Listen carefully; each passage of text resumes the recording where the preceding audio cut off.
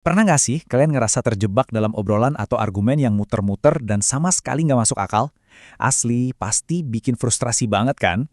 Terkadang orang pakai kalimat yang kedengarannya pinter banget, padahal kalau dibedah logikanya cacat parah. Nah, di bedah materi kali ini kita bakal ngebangun semacam perlengkapan detektif buat nemuin kebenaran mutlak.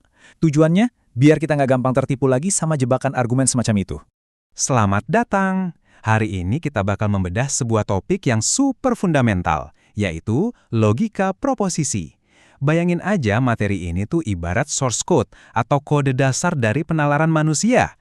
Tanpa kita sadari, setiap keputusan logis yang kita buat itu diatur oleh aturan-aturan ini loh. Dengan paham struktur di balik bahasa kita sehari-hari, kita bisa langsung nge-scan mana pernyataan yang benar-benar valid dan mana yang, ya, cuma omong kosong doang. Oke, agenda kita hari ini cukup simpel. Kita bakal mulai dari mengenal apa itu proposisi, terus lanjut ke kata penghubung, ngebaca tabel kebenaran, ngebahas tautologi dan kontradiksi, sampai akhirnya kita belajar gimana cara menarik kesimpulan yang logis. Yuk, langsung kita mulai. Masuk ke bagian 1, mengenal apa itu proposisi. Sama kayak bangun rumah yang butuh batu bata yang solid, argumen yang logis juga harus selalu dimulai dari sebuah pernyataan dasar yang tegas. Coba perhatiin perbandingannya di sini. Yang menarik itu pembagian tegas antara apa yang bisa kita uji secara logika dan apa yang nggak bisa. Di sisi kiri kita punya proposisi. Syarat mutlaknya cuma satu, dia harus punya satu nilai kepastian. Entah itu 100% benar atau 100% salah. Nggak ada tuh yang namanya area abu-abu. Contoh, Jakarta adalah ibu kota. Itu benar. 2 tambah 3 sama dengan 6. Itu salah. Meskipun salah, itu tetap proposisi karena kita bisa nguji nilainya. Beda cerita sama sisi kanan. Perintah kayak tutup pintu. Atau pertanyaan, kamu suka nggak? Itu kan nggak punya nilai benar atau salah. Jadi ya jelas bukan proposisi. Logika kita cuma bisa jalan kalau kalimatnya ngasih sebuah klaim fakta. Lanjut ke bagian 2, kata penghubung dan logikanya. Di sini kita mulai naikin level alat detektif kita dari fakta satuan jadi kalimat yang lebih kompleks. Nah, coba lihat 5 simbol matematika ini. Kelihatannya emang kayak rumus rumit ya. Tapi tenang aja, sebenarnya ini cuma cara nulis formal dari kata-kata yang tiap hari kita pakai.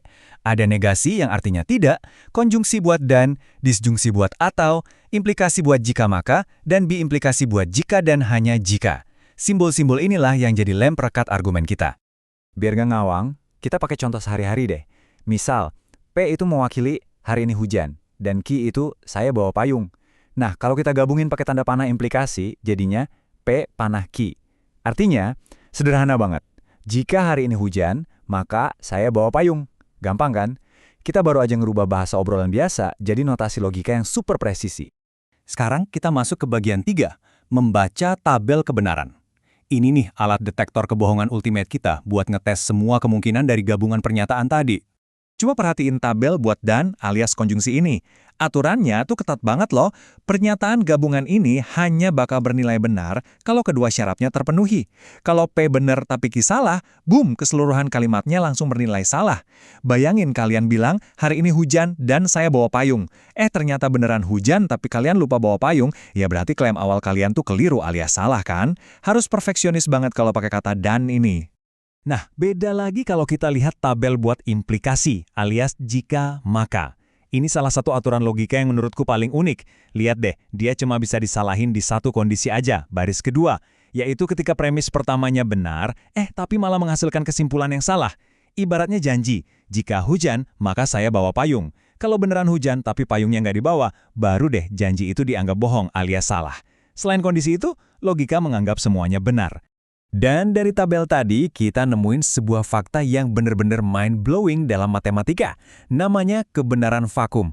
Intinya, sebuah kalimat implikasi itu otomatis dianggap benar kalau syarat awalnya aja udah salah. Contoh nih, jika hari ini hujan, maka saya bawa payung. Ternyata hari ini panas terik, nggak hujan sama sekali. Terus gimana? Ya entah kalian bawa payung atau enggak, janji kalian itu tetap nggak bisa disalahin. Ajaib banget kan cara kerjanya? Oke, kita melangkah lebih jauh lagi ke bagian 4, tautologi, kontradiksi, dan ekuivalensi. Di tahap ini, kita masuk ke ranah kebenaran absolut. Yang pertama, tautologi. Tautologi ini ibarat pernyataan yang anti peluru. Dia adalah klaim yang otomatis selalu benar, nggak peduli gimana pun kondisi dunia nyata. Contoh paling gampang, hari ini hujan atau hari ini tidak hujan.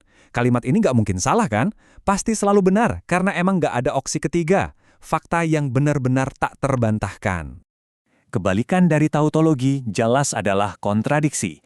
Ini adalah kalimat yang bagaimanapun kondisinya bakal selalu salah, sebuah kemustahilan yang mutlak. Contohnya, hari ini hujan dan hari ini tidak hujan. Mana mungkin dua hal yang bertolak belakang terjadi di detik dan tempat yang sama? Mustahil kan? Jadi, kalau ada orang yang argumennya mengandung kontradiksi, alarm detektif di otak kalian harusnya langsung bunyi kenceng. Terus, di toolkit ini kita juga punya yang namanya hukum De Morgan.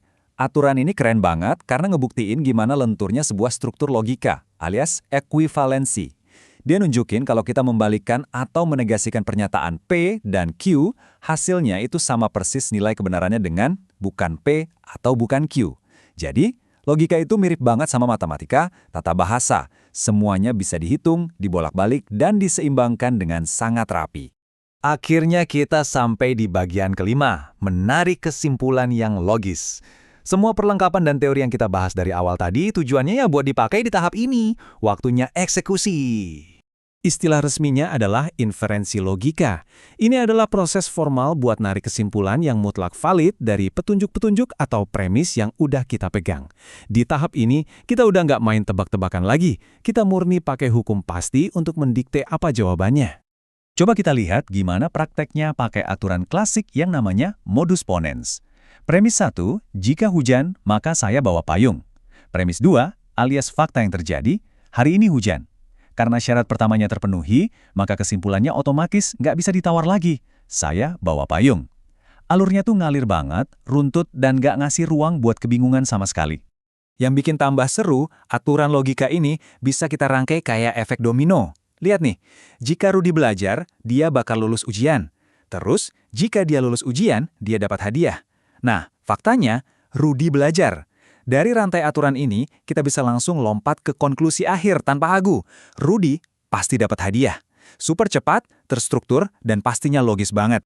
Jadi, selain modus ponens, toolkit logika kita ini sebenarnya masih nyimpan banyak senjata lain. Ada modus tollens, silogisme, sampai simplifikasi. Seluruh aturan ini punya satu tugas utama, memastikan setiap kesimpulan yang kita ambil itu bersih dari yang namanya bias atau perasaan pribadi. Selama data awalnya benar, kesimpulan kita dijamin aman terlindungi oleh benteng matematika.